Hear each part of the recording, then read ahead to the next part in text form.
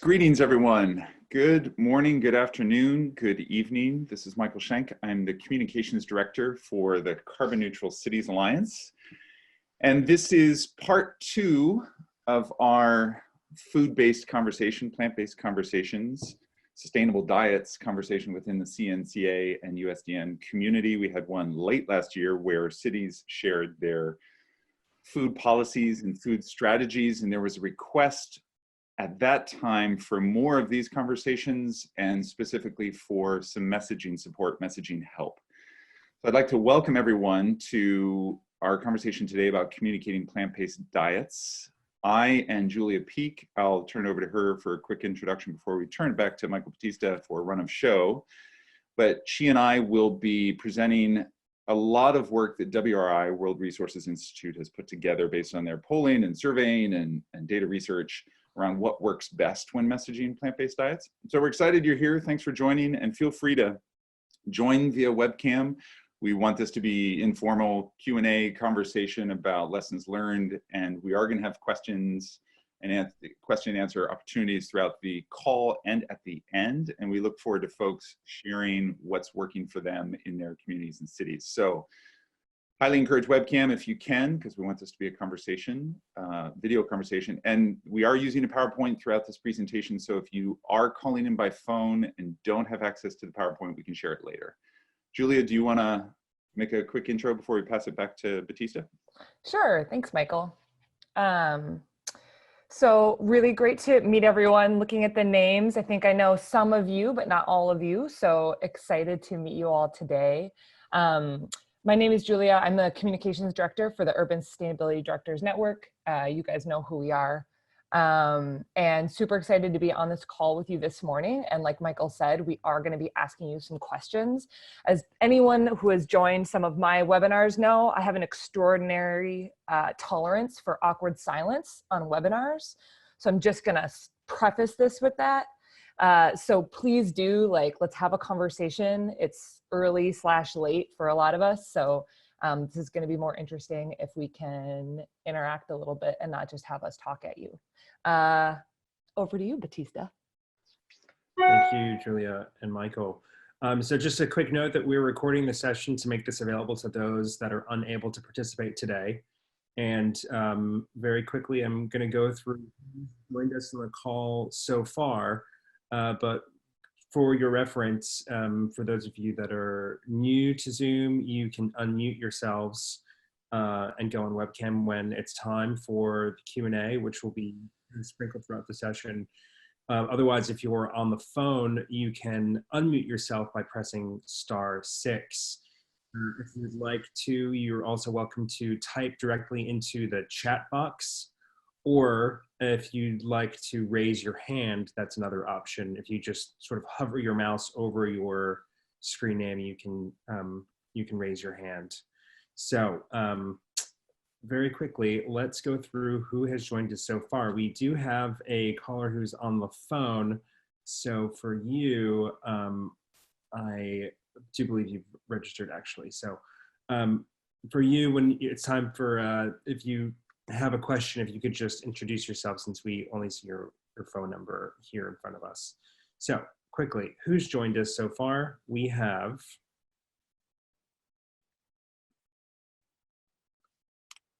Lindsay from the city of Vancouver, Caroline from Washington, D.C. We have Yoseans Rupel. We have Chelsea from the city of Vancouver, Gianna from the city of San Francisco, Brady from Vancouver. We have Michael Northrop joining us from Rockefeller Brothers Fund. We have Diana from Minneapolis. We have Tamara from City of Minneapolis. And we also have joining us from USDN, Natalie. We have CNCA Director Johanna Parton, Douglas from Montgomery County, Maryland, Mendy from City of Louisville, Daniel Smith from City of Cincinnati.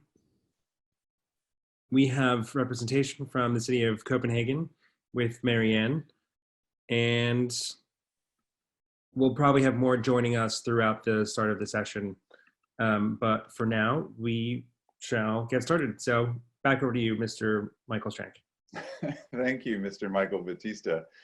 And greetings again, everyone. Michael Schenk, the Communications Director for the Carbon Neutral Cities Alliance. We are jumping into part 2 of this food-based, plant-based, sustainable diets conversation here at CNCA and USDN. Our last one, as I mentioned earlier, started last fall where we had city staff sharing food policy, and there was a request on that call to get into messaging, what's working, what's not.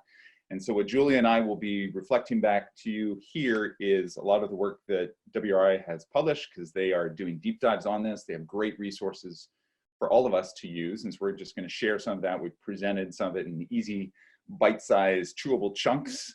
And let's jump in. So just enjoy the beautiful view on the right of the food.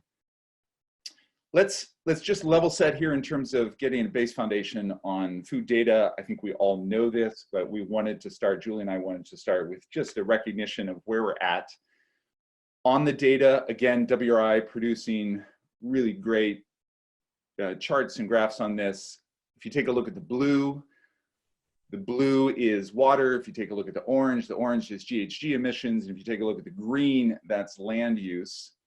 And at the bottom, you're seeing that beef, dairy, poultry, pork, eggs, fish, unsurprisingly, using the most water, using the most land, and emitting the most GHG emissions, compared to left side of chart, wheat, rice, maize, pulses, roots, and tubers, using significantly less water, less land, less GHG emissions coming from that production. So again, data don't win the hearts and minds, and we're not going to encourage you to lead with data. So we're going to get into messaging, and you won't see data in it in terms of our recommending that you use data.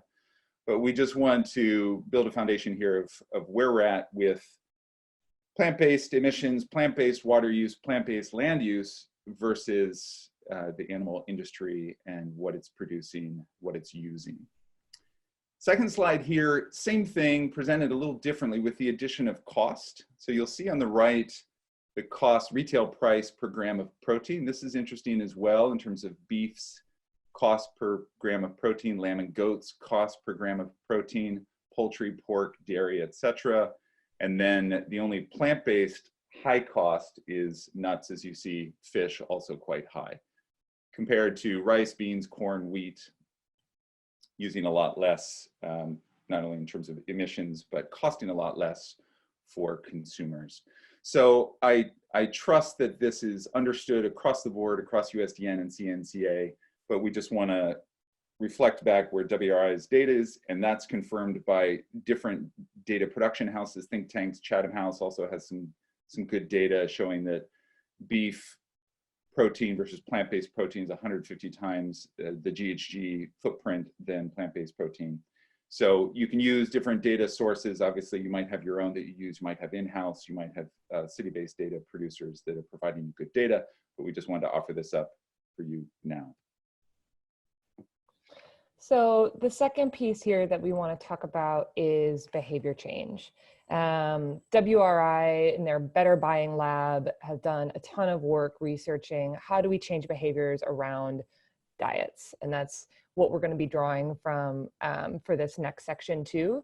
So as you guys are putting together campaigns, there are 4 different ways that you can think about behavior change. Thank you. And they're calling this the shift wheel. This is changing consumer purchasing. So there are 4 different buckets of different types of ways we can help people change their behavior around what kind of food they are ordering at restaurants, purchasing for their own homes, and cooking for themselves. So we've got evolving social norms. That's things like making things socially unacceptable or socially desirable. We've got minimizing disruption, which is essentially helping people form new habits, helping them replicate the experience, right? Making it easy. They're selling a compelling benefit. So that might be affordability, like Michael was just talking about. You know, for folks who are environmentalists, a compelling benefit is GHGs, but for most folks, that's not going to be what we're selling. We're going to be talking about taste. We're going to be talking about meeting people's needs. And then there's maximizing awareness. So being more memorable, changing displays, et cetera. These are all different ways that any given campaign can help people shift. And so as you're putting your own campaigns or initiatives together, even if it's just an internal initiative around like what you're serving employees or what you're ordering for lunches to partnering on major public interventions, you can be thinking about how those campaigns are using any one of these things. Now, the whole wheel needs to be used for full change, but not every initiative or project has to do everything. But we encourage you to be thinking about how you're plugging in to any of these as you're moving forward. And I'm just curious if, for those of you on the phone, how many of you are already trying to do something like this, where you're doing food interventions, or working with people doing that, or have seen it done well, either in your communities or somewhere else? And if you've seen it, I'm curious if you have a sense of which of these things those campaigns or those initiatives were trying to do. And you can just shout it out. Okay, this is Caroline from DC. I think that in thinking about our school food meals, so it's not something our office is doing, but the DCPS Eats team, I think, is really looking at the evolving social norms and making fresh foods, plant-based diets more socially desirable in the cafeteria. So I think that that's really where almost all of the focus has been, on making socially desirable. And then I think that in some of the other parts of the city government, the Department of Corrections has been definitely focused on minimize disruption. And so really disguising the change. And that has now shifted back, but that was really a direction that that they had gone in and really struggled with, because then there was a pretty big pushback against the sort of disguising the change using plant-based meats, but with a real pushback to soy. So now are instead saying they're going to keep soy out of all of the meals. And that's really been the thing that they're targeted on. But success campaigns, I'd say, was DCPS Eats, with the making produce more socially desirable and culinarily desirable, thinking about the recipes. Interesting. Thank you for sharing that. And we'll talk a little bit more as we go on about the recipes piece. And it's interesting you're talking about the soy part, because I think for a lot of folks who are not very familiar with plant-based diets, when they think about this, they think just fake meat. And there's obviously so many parts of a plant-based diet that have nothing to do with soy or fake meat. So there's also this piece about widening people's understanding and shifting not just the food itself, but shifting the conversation we're having around the food and how we're labeling it. And we'll talk about that later too. That can help minimize some of that pushback and help open people's sense of what's possible when it comes to a plant-based diet, and knowing that it's not just like a veggie burger or soy crumbles or whatever. Does anyone else have something they want to add?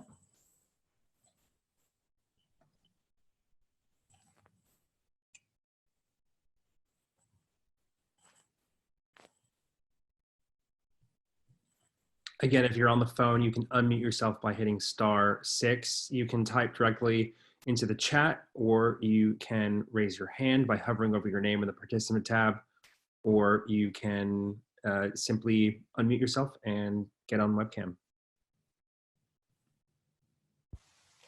I know that in Seattle, so I'm based in Seattle, and one of the things that the city is trying to do, which I know a lot of other cities are doing too, is around enhancing affordability, acknowledging the fact that the food system is set up to make a lot of fresh, healthy, plant-based food more expensive.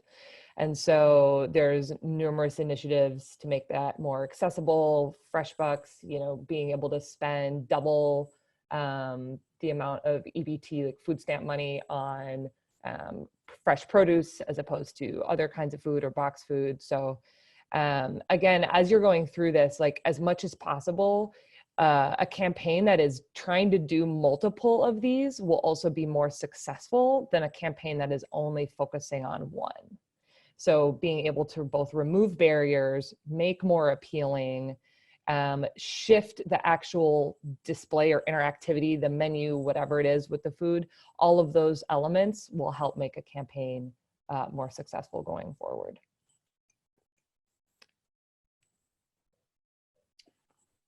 Let's continue unless someone else has an example from the previous wheel, and I can go back to that if someone wants to chime in, but I'm going to continue. Thanks, Julia. It looks like we've got a chat here. This is Nalima from the Bullet Foundation. Just wanted to let you know that I joined. Thanks, Nalima. Welcome. Glad you're on the call. Welcome, fellow Seattleite.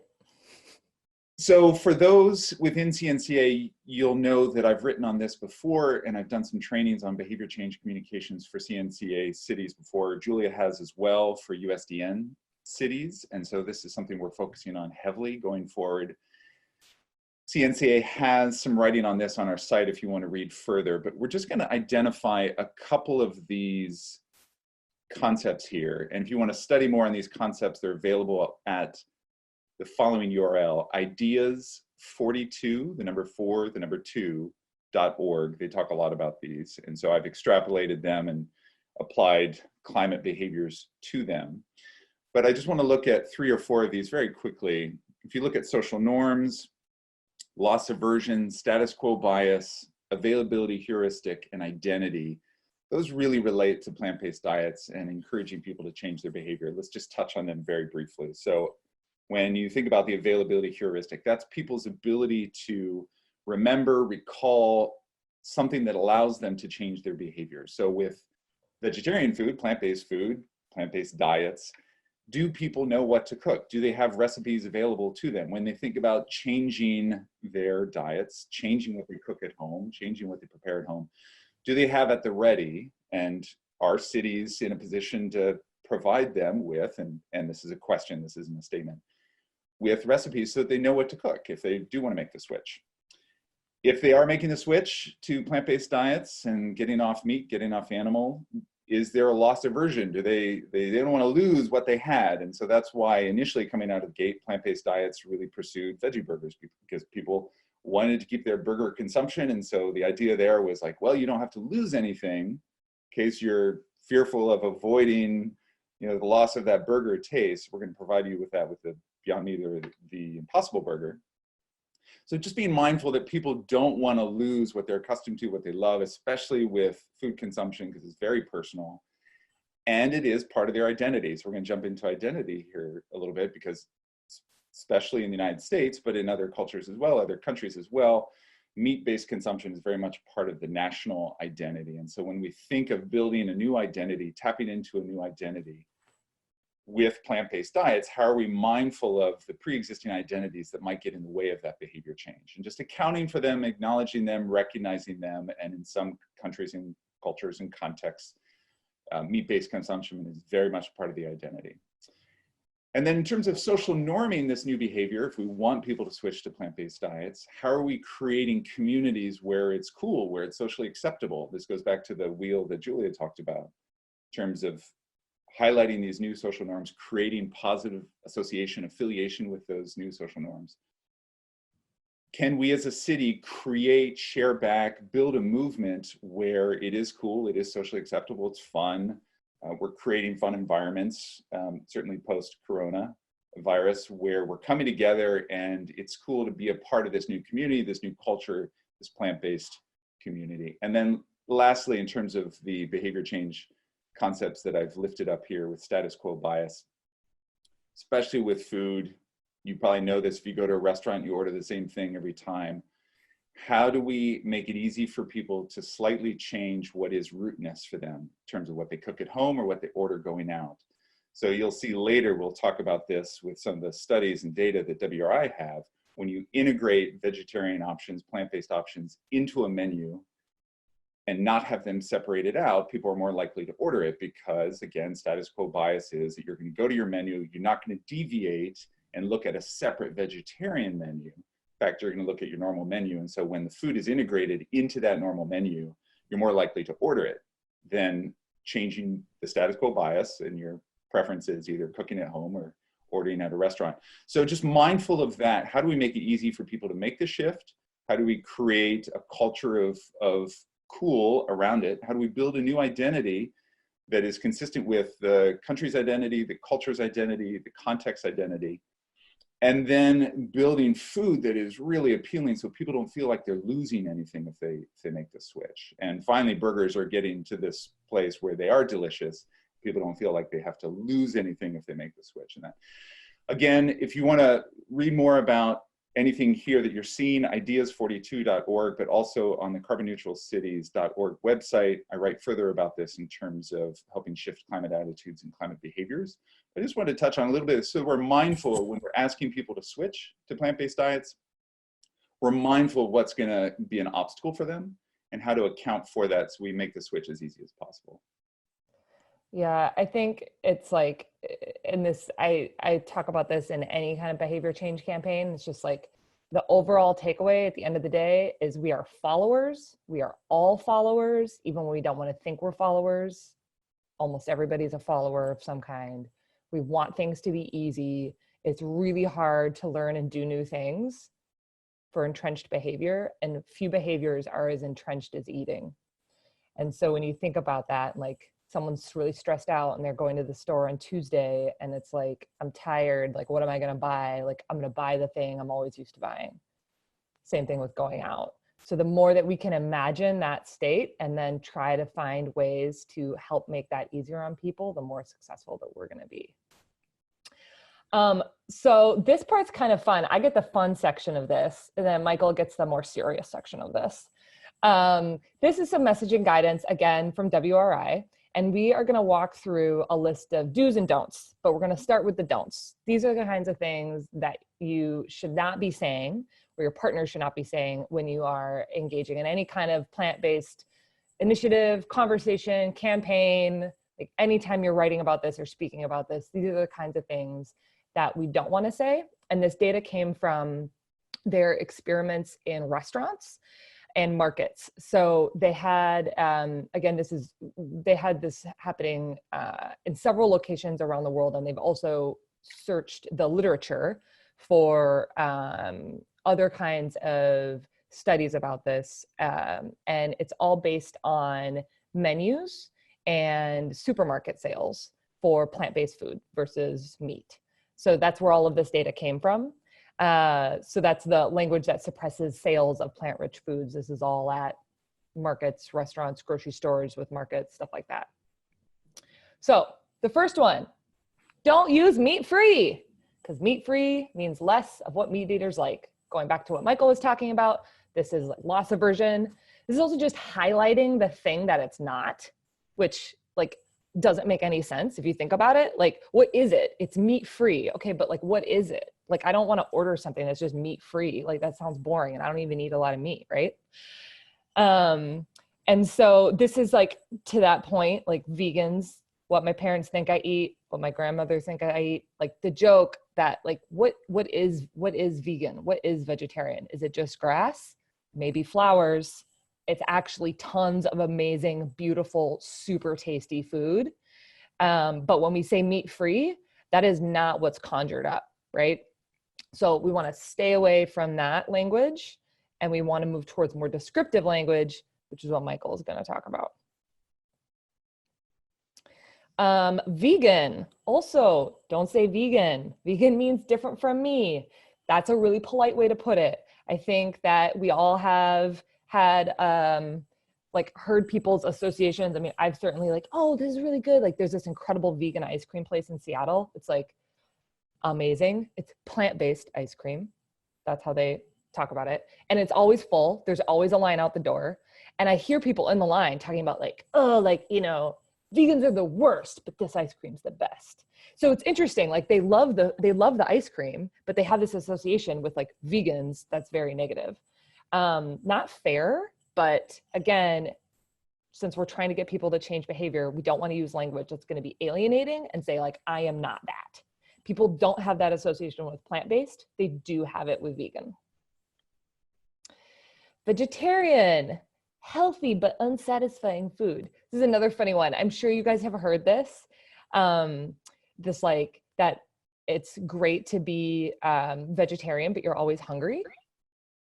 And again, like not true, right? Like, but that's often the association. So like, I choked down a little salad, but I'm still hungry. Like, it's just like eating grass. I'm not a rabbit. Like, I've heard people say these things. So not fair. Not everybody has this association, but a lot of folks do. Anecdotally, at least, I especially hear men talk about this. Like, I can't eat, like, I'm just too hungry. Like, I got these muscles, man. So like, I can't eat salad because like, I'm too hungry. You know, it's like, okay. You're just not eating great food. So anyway, we want to stay away from vegetarian as a label as well. And we'll show you how that works in menus next. And lastly, healthy restrictive language. So that's healthy restrictive means things like low fat, low sodium, etc. And while some folks are searching for that, most folks are not. And I love these, like, yes, it's sugar-free, low-fat, non-dairy, peanut-free, gluten-free, no MSG, no trans fat, no low carb, no GMO, organic, vegan, low calorie, no fructose, and it tastes like crap too. That is our association. So it's really funny. They've done, and then the other one is, you know, zero fun life. Again, like everyone wants to have a fun life. And so associating food that's not fun doesn't make you want to eat it. And they've done studies on this where they will label two different, it would be the same food. So they've done it with cookies, soups, milkshakes, mango lassis, where they'll serve the same thing to two groups of people. And for half of them, they'll just serve it. And the other half, they'll say it's healthy, like it's a healthy version or it's a healthy thing. And people consistently rate the healthy one as less tasty, less satisfying, which doesn't make any sense. It's the same thing. They did this experiment at a party with a bunch of folks who had never had a mango lassi, like didn't know what it was. It was like a mysterious thing for them. They didn't have any associations with it. It was handed out.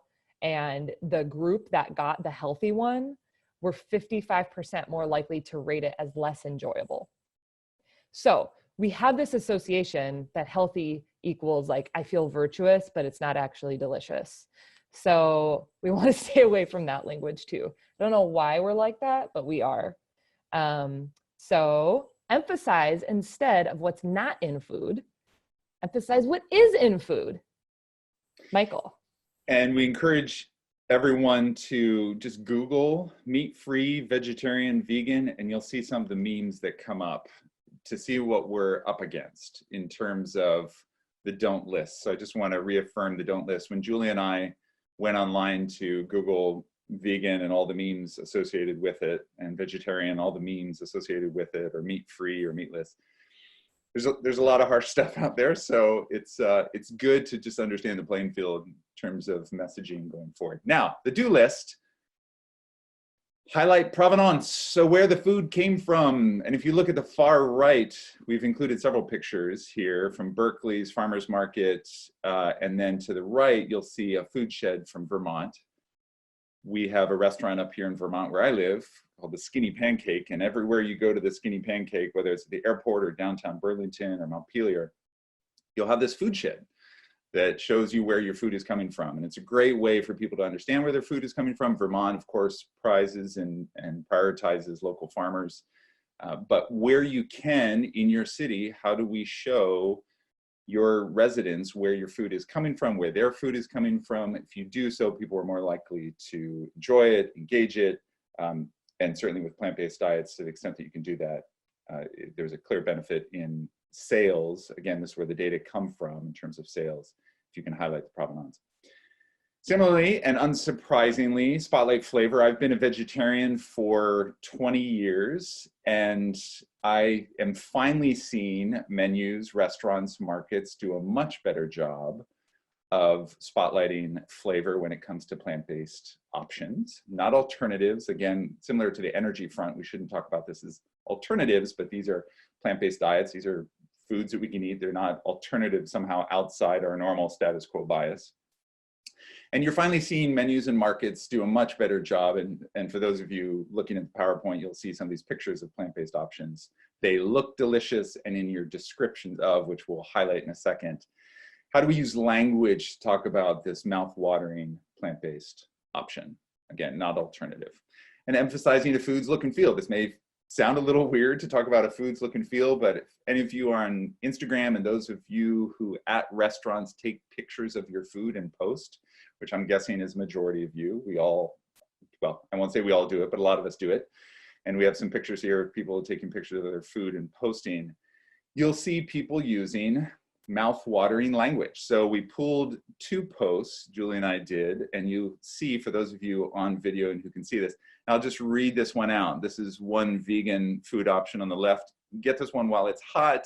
Fortunately, with a bounty of fresh chilies and chili flakes, as well as our new revolutionary plant-based Nduja. This one is always hot. The one with the Nduja is a brand new addition to the menu, and it's already one of our most popular pizzas.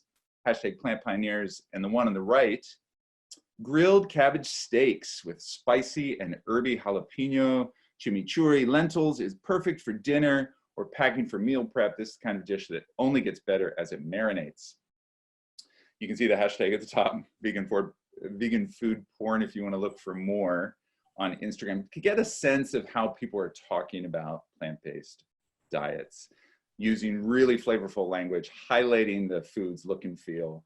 We need to do this too, because unfortunately, and the reason why I said I've been a vegetarian for 20 years, 10 years ago or 20 years ago, the plant-based option on the menu was pretty consistently poorly described and poorly delivered, and it wasn't delicious. And so if we have an opportunity to change behavior, and we give someone one window into what plant-based diets look like, feel like, taste like, and we miss that opportunity, we've potentially lost them, because then that's their reference point. They're like, oh yeah, I went to this vegan restaurant, or I tried this vegan dish and it wasn't that tasty, it didn't look that good. We've lost them. That's their reference point. So if we have one window or 2 windows for behavior change, how do we make sure when they switch, they're having a great dish? And I say this because let's say you cater a city event and you're offering all plant-based. We're doing this at CNCA at our annual meeting. We're offering all vegetarian. And so for some people, that might be their first foray for several days in a row of plant-based eating. And so we want to make sure it's super tasty, and whatever caterer we use for that annual meeting, we want to make sure they're providing really tasty, flavorful, as you see these pictures, as delicious, so that when people are thinking of switching over, they have a window, we give them a really tasty experience so that they keep doing it, so that they change their behavior long term. And Julia pulled these from a menu in Seattle, I believe, but you get a sense of some of this really tasty descriptions: seasoned tofu, smoky collard greens, a house-made rosemary biscuit topped with mushroom country gravy. Totally want that. Seasonal mushrooms, golden Baharat spice, tahini, warm dates, roasted walnuts. Iconic street food of Trinidad, open-face Baharat's flatbreads topped with curry, chana, chickpea, served with Coachella relish, Trinidadian hot sauce, tamarind chutney, cucumber relish, and cilantro. So great examples of making the food super tasty, mouth-watering, using the right language and the right pictures, as we noted in the previous Instagram. All right, over to you, Julie. Thank you. Well, and I just wanted to quick flag too on that pizza one. I don't know if you all noticed, but as Michael was reading that description, they said it's already one of our most popular pizzas. So that's just a really subtle way of creating that social norm, saying that this pizza is one of the best. So whether you eat meat or not, this is one of the best pizzas on the menu. So there are small ways that you can do that too. And then with the Trinidadian one, like at that particular restaurant, there's tons of food, and actually most of it has meat in it, but they have their little like vegan, gluten-free. So they just do the little V and the little G, so that people know that will satisfy their diets if needed, but it's never in the descriptions of their food. So it's a nice way to make sure people know what they can order if they have restrictions, but the restriction is not featured and the menu is totally mixed. They're also delicious. Okay, so for messaging examples, we're gonna do a quick poll, and I want you guys to just shout out, which of these would you be most likely to order? We have number 1, field grown sausages and mash. Number 2, Cumberland spice veggie sausages and mash. And number 3, better sausages and mash. We've got a number 2, 2, 1, 2, 2. Looking at the chat box here. I'm not just making this up. Anyone else? 2, 2. All right. All right. And the winner is? We have a winner. Cumberland spice veggie sausages and mash. So this was done at Sainsbury's, actually. Sausages and mash, right? Classic UK dish.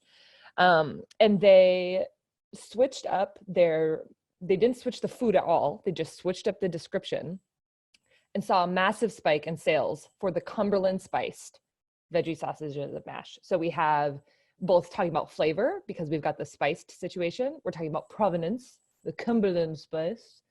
And it just sounds better. It's more descriptive. I don't know what better sausages and mash are, but that sounds bad to me. So just really great example of a way to just tweak a menu item and get massively more uptake on it. Okay, next one. Which would you order? A feel-good fry-up, a garden breakfast, or a field-grown breakfast? Maybe a little more difficult on this one. What do we got?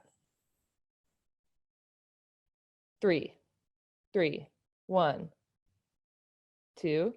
Oh, we've got some dissent. 2, 1.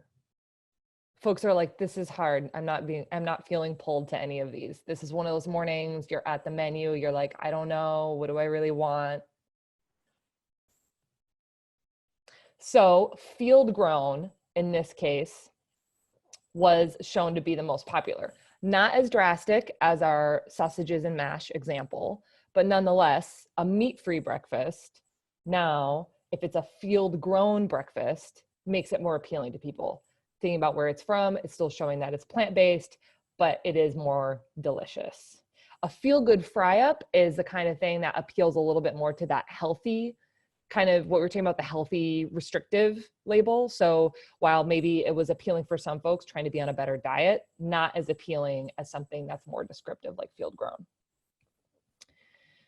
So next, we've got this that shows diners prefer flavor-focused indulgent names. Basically what that means is adjectives.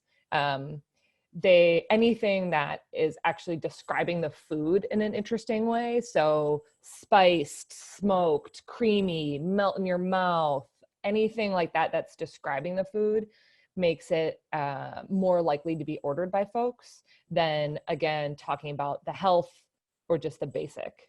So describing the food gets us going, gets our, like Michael was saying, gets our brains imagining eating the food, which makes us more likely then to eat it, which is especially important for things that people maybe aren't as familiar with. If I already know what certain meat-based things taste like, I already have that association. But if it's new to me, then I need you to give me some clues. I need you to give me some adjectives to get invested in wanting to order this dish. So lastly, again, this is the difference between a menu, the control menu, and then a vegetarian menu. So what we don't want to do is have a menu that's like, here's the menu, and then like, here's the box with the vegetarian options, like Michael was saying. This is also kind of like, going to a conference or a wedding or an event where it's like, oh, there's all these descriptions, and then there's veggie option. It's like, I don't know, like, are you going to give me bad eggplant? Like, I don't know if I want to check that box. Or like a portobello sandwich, like that was the thing forever. Like, I don't know, let's just take a giant mushroom and like put some balsamic on it. That's fine, right? So again, we want to integrate menus.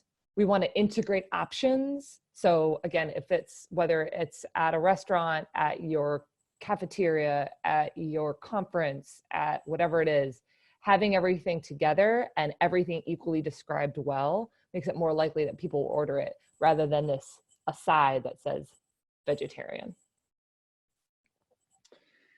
Lastly, before we get into some conversation and hopefully highlight some city examples of what's working and what's not, I just want to identify, and we're moving away from messaging here for a second to talk about policy interventions, because we found that WRI's playbook was very helpful in this regard. So when you are looking online for this playbook, just Google Playbook for Guiding Diners Toward Plant-Rich Dishes in Food Service. And again, this is specific to a market, but the lessons learned here can be extrapolated across the city, we think. Highly recommend this playbook. WRI came out with it this year. And backstory in terms of background, in terms of why CNCA and USDN are working with WRI. A couple years ago, CNCA and WRI launched the Cool Food Pledge, which some of you have heard about, which is about reducing emissions in the food service industry 25% by 2030. We launched this at GCAS, the Global Climate Action Summit in San Francisco. And so we've been working with WRI since then and highly recommend their playbook. We're just going to touch through some of the interventions very quickly, and we're going to encourage you, ideally, to reflect back in terms of what's working, what's not. Have you used any of these interventions? Have they been successful for you? Lessons learned, etc. So as you take a look at this intervention, the bolded, arrowed ideas at the top have the highest mean impact score and the highest mean feasibility score. And these scores were tabulated based off of interviews with food industry professionals, food industry representatives. And according to them, these interventions had the highest impact and were the easiest to do. So as we think of, and I'm not going to tick through all of them, but as you look at some of them, this is reiterating what we've already said in terms of improving, if you look at the second one, for example, improving the flavor and texture of plant-rich dishes. So if you're using a caterer for any of your city meetings, any of your city events, talk with them in advance. Not only what plant-based options are they going to bring to the table, but how are they talking about it? Do they have little placards, little table tents that describe the delicious flavor of that option? So thinking about how we can work with city events, city dinners, city anything food related to incorporate some of these interventions, improving the appearance of plant-rich dishes. We'll get into this in subsequent slides, but if you've convened your markets, if you've convened your restaurants, again, well, maybe during the coronavirus, as things are shut down, that might be an interesting time to convene a conversation virtually to talk about some of this stuff. But some cities are getting into this intervention space. If we need to work with our restaurants to do a better job of offering up plant-based diets, and simultaneously, how can we work with them to make sure they're using beautiful pictures, they're using beautiful language to describe it, very flavorful language. Other interventions, if you look here again, the bolded, arrowed interventions have the highest impact score and the highest feasibility score. Thinking about any of the marketing that you're doing when you encourage your residents or your school kids to go plant-based or to enjoy these plant-based meals, how are we doing it? And Julie and I would love to be in conversation with you. If you're thinking about rolling out a campaign around plant-based diets, we'd love to think about the language, help write some of that language for you, think about the photography and the video work that you might use to accompany that, and how do we really sell the deliciousness of plant-based diets. You just look at any of the meat commercials over the years, pretty much in any market, and they understand that. They know how to sell a sizzling steak with cheese dripping off the burger, things like that. They know how to sell food. So we need to mirror some of that in our work with markets and our work with restaurants, supermarkets, etc., to sell the deliciousness of plant-based foods.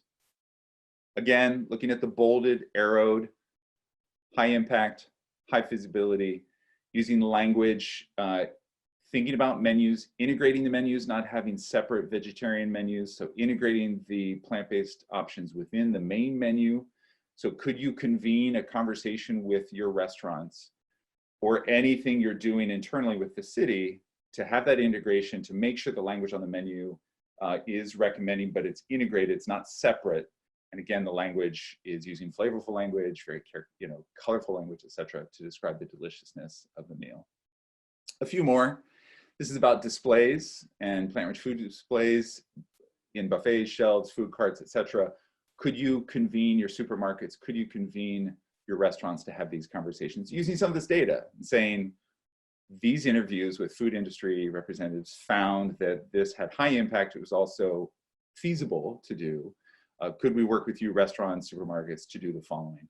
We encourage you to use this. This is again found in the playbook that I mentioned at the beginning. This is all about chefs. Obviously, you're not training chefs. We're not recommending that you train chefs, but these were interviews with food industry professionals. High impact, feasibility score is high. Could you convene, if you're convening restaurant owners, could you convene chefs to have a conversation? What an interesting opportunity to talk with chefs, talk with restaurant owners, and if you have a chef within the city, of course, talking with that chef.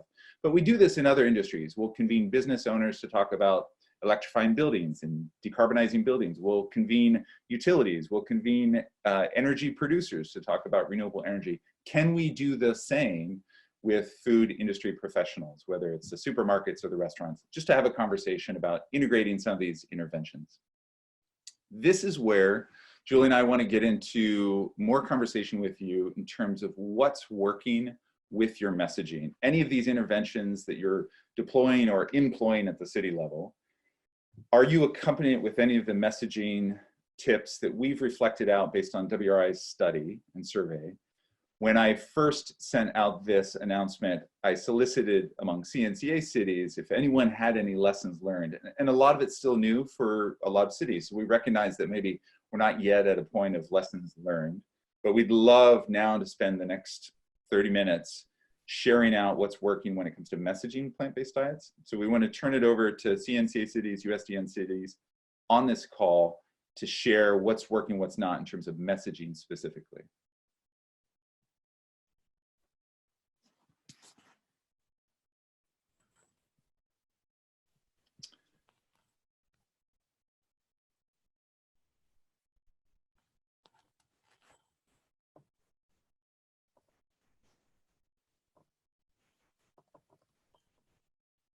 And I'll share, while we're waiting, I'll share some of what's popping up on the chat.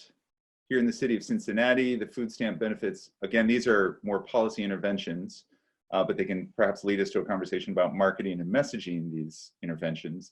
The food stamp benefits have opened up to be able to be used at farmers markets, giving people double dollars for those kinds of places, as well as making farmers markets more accessible. And DC has really been focused on getting fresh produce more available in corner stores, more full service farmers markets. Nonprofits have been doing a lot to make farmers markets available in every neighborhood too. I've been inspired by DC folks focused on highlighting plant-based soul food, tying this into the idea that plant-based is already part of the cultural identity. Excellent, great example of the identity and the behavior change slide that we had. Soul food being very key to DC's history and culture. Great use of that in terms of tying it into the identity, the pre-existing identity, the cultural identity of the city, and just seamlessly integrating it. Again, not separating it out, but seamlessly integrating into the pre-existing cultural identity. Thanks for those recommendations. Tamara from Minneapolis, I'd love to hear your thoughts on what's working with families and children at schools, restaurants, homes, etc. So we've reflected back some of the data that we found with WRI, but if folks want to answer that question specifically, Tamara from Minneapolis saying, I'll repeat again, I'd love to hear thoughts on what's working with families and children at schools, restaurants, homes, etc.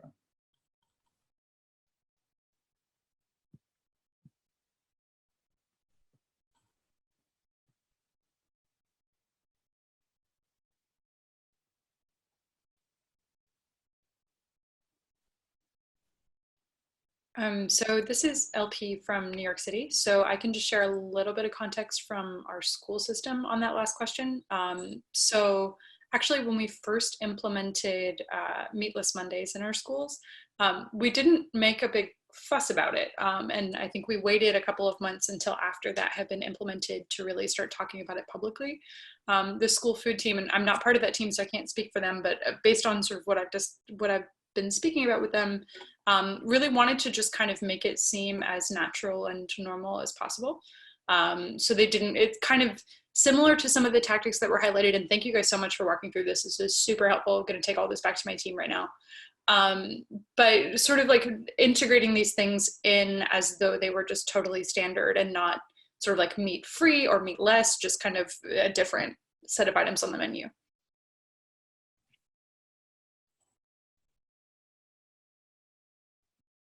Thank you, Lindsay Page, for that. And curious if New York City is on the phone. I know Mark Chambers was going to join with some of their Meatless Mondays, how they messaged that. I did watch the press conference for that when Mayor de Blasio and a couple kids got up in front of a podium to talk about the rollout of Meatless Mondays.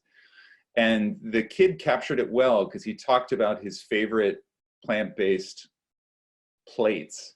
And he described them in detail and how flavorful they were and how much he loved looking forward to them and eating them and enjoying them. So even in the Meatless Monday launch, they captured delicious, flavorful food. And it was an 8-year-old, I think, or a 9-year-old, talking about how much he loved these plant-based dishes. It was great. Yeah, this is Caroline again from DC, and I think that on that, one of the programs that's the DC Public Schools DCPS Eats program started is actually, they work with there's a nonprofit in DC that works with lots of school gardens to integrate nutrition education tied with what students are growing. So they're actually growing it in the garden, cooking with it in their classroom. And then this year was the first year that was actually tied in through trainings of school chefs, the chefs in school cafeterias, to actually be cooking those same dishes in the cafeteria. And so it seems like some of the pieces of making it more socially familiar to children, and also thinking about that it was something that they had already tasted that was then showing up, and really seeing how there are meat and non-meat options, but that it was these other plant-based elements. And they saw that there was not only more fresh produce consumed, but there was also less food wasted. So sort of hitting on both of those environmental elements of students consuming more of the plants and wasting less, and actually in those classroom getting feedback from kids about which recipes they were most enjoying, was also this opportunity to get that feedback to the chefs so that those changes could actually be made simultaneously. So making the food more tasty and more familiar. Thanks, Carolyn, for that example. Can I ask you a quick question and clarification? Were the chefs teaching the kids how to prepare it?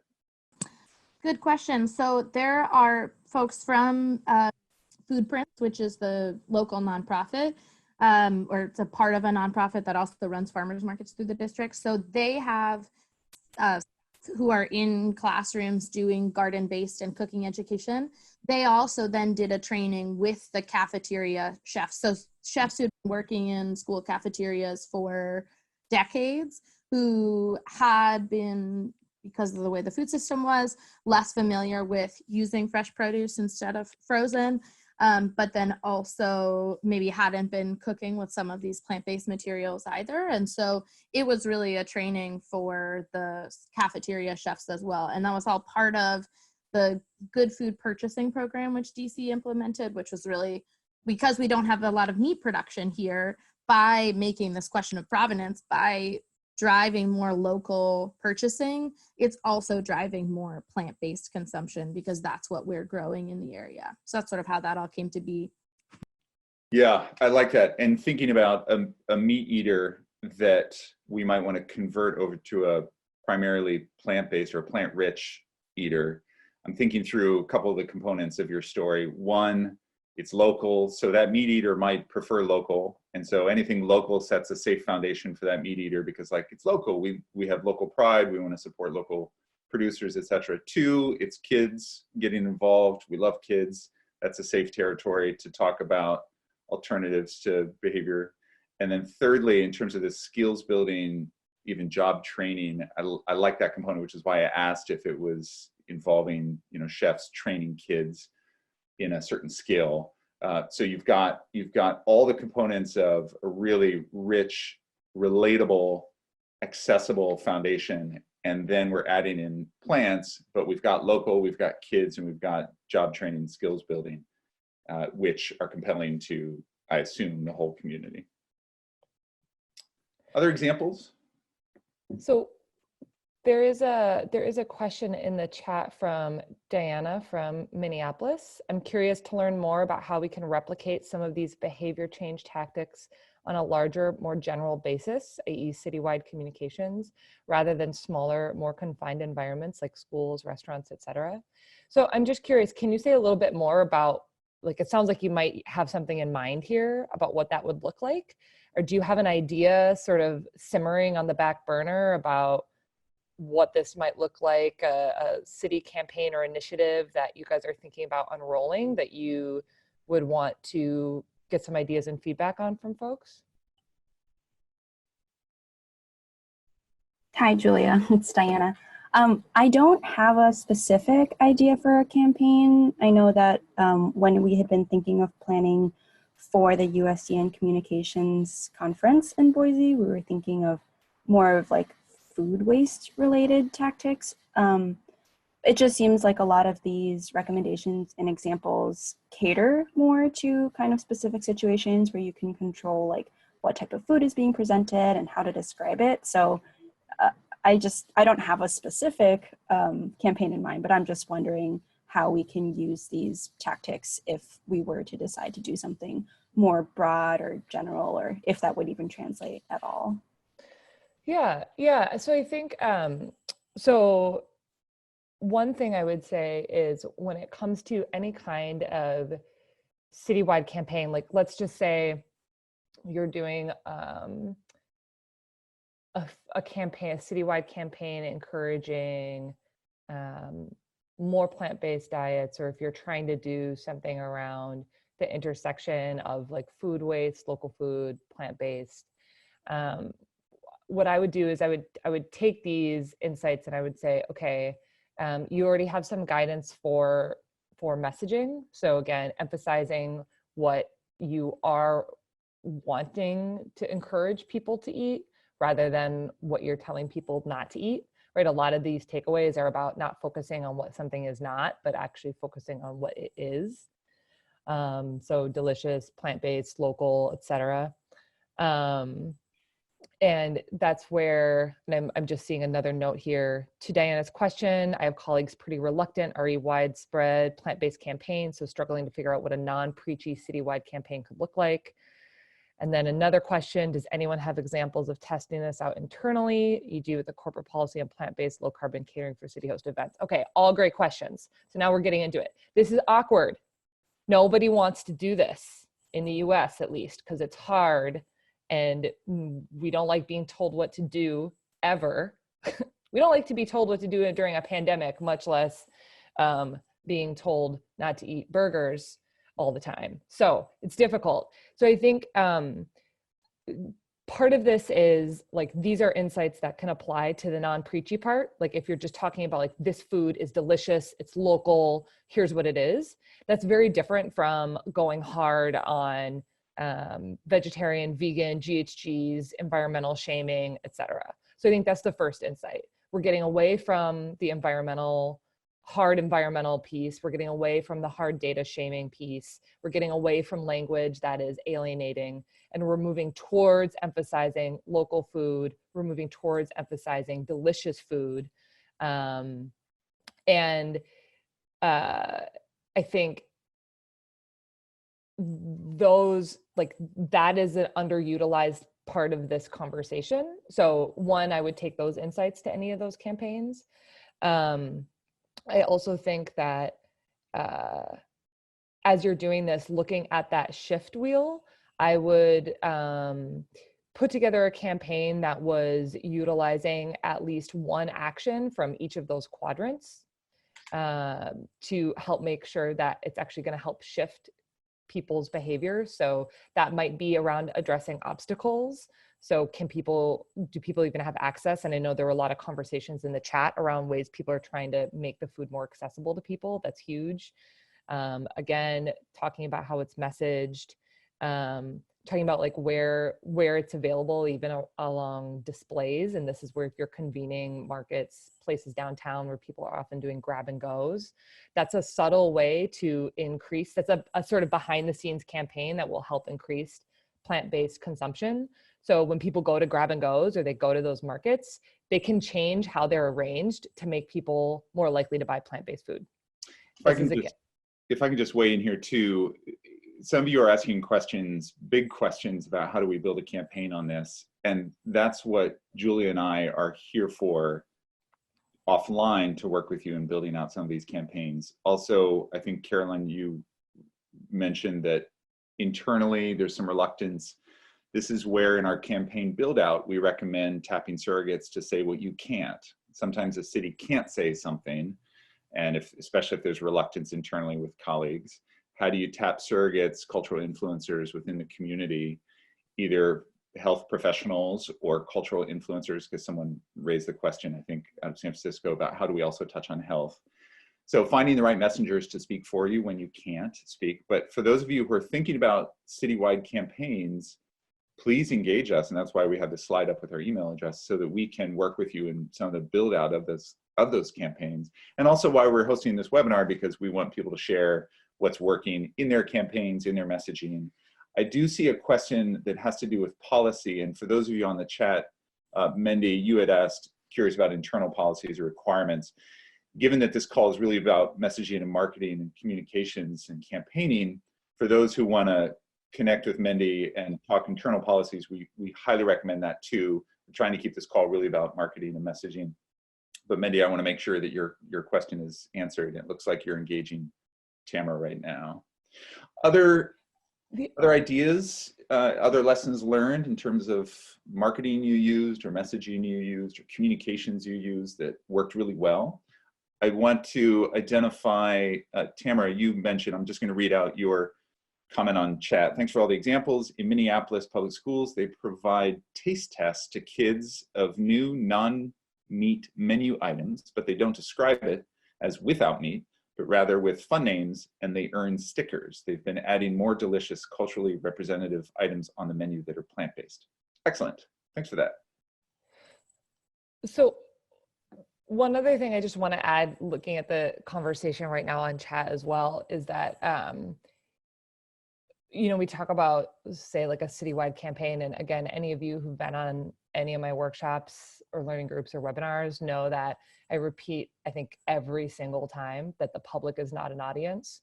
So I do want to also just add on to what Michael said about building a campaign, that I think this is difficult. This is one of the hardest things to build a campaign for. And so it is really important to be super clear about who you're talking to and what you're wanting them to do and why, especially when it comes to food. So that's something where there isn't really a blanket answer to how to do this, but it's more about who you're talking to and who your champions and surrogates are, and building a campaign around this, I think, can be effective, but it's going to take a lot of thought.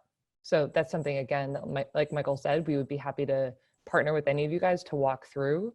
But to all of you talking on the chat, like, you know that this is difficult, and you know that who exactly you're talking to is going to make a difference. So balancing like positive plant-based with environmental and health, well, depending on who you're talking to, you can emphasize those things differently. Same thing with the cultural piece. So it's best not to think that you can put one campaign together that has, say, one or two messages, and then that's going to reach everybody in an equally effective manner, because it won't. And I'm not saying anyone here assumes that, but I think like we have to be especially nuanced and careful with big campaigns around food than we would potentially around some other things. You can also, if you want, share things that haven't worked. Sometimes that's also really helpful. I know a lot of folks at USDN have learned a lot from just sharing where we thought something was going to work and then it didn't. So if anyone has a crash and burn that they'd like to share with the group, please feel free to do that as well. And some questions coming up on chat about questions and comments about religious and cultural aspects.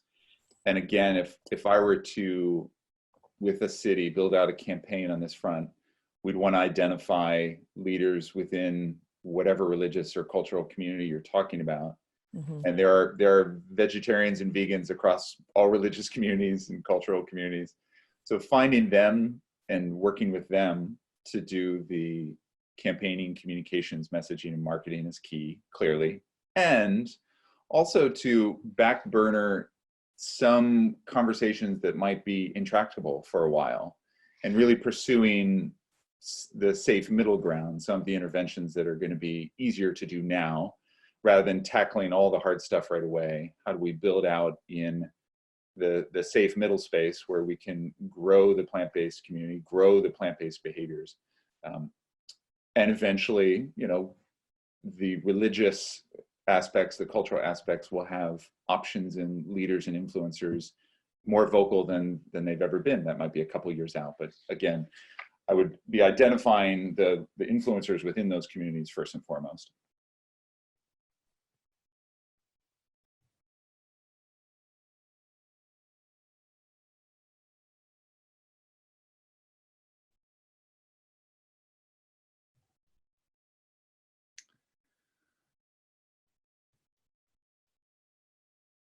Well, it looks like chat has quieted down. Oh, just popped up.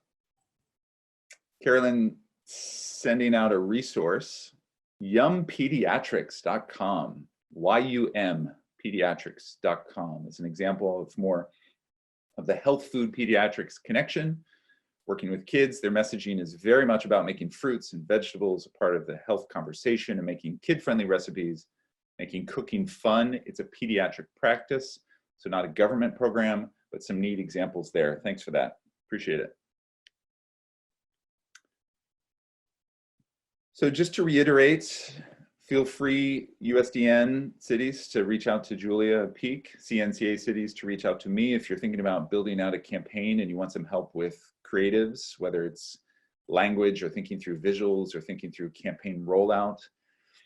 Again, we recognize this is new territory for a lot of us, and it's a growing space, and we're learning as we go.